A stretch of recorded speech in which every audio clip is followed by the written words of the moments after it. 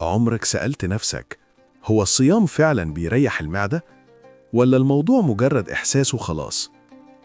إحنا طول السنة بناكل كل شوية، فطار، سناك، غدا، سناك، عشاء، والمعدة شغالة 24 ساعة تقريبا. أثناء الصيام المعدة بتاخد فرصة ترتاح من الهضم المستمر. الراحة دي بتقلل إفراز الأحماض لفترة، وده بيساعد ناس كتير يعانوا أقل من الحموضة. كمان الصيام بيساعد الجسم ينظم عملية الهضم ويحسن حركة الأمعاء لو الأكل بعد الفطار كان متوازن. بس خلي بالك، لو فطرت على مقليات وحلويات كتير وأكل تقيل جدا، معدتك مش هترتاح خالص. الموضوع مش في الصيام بس، الموضوع في أنت بتفطر على إيه.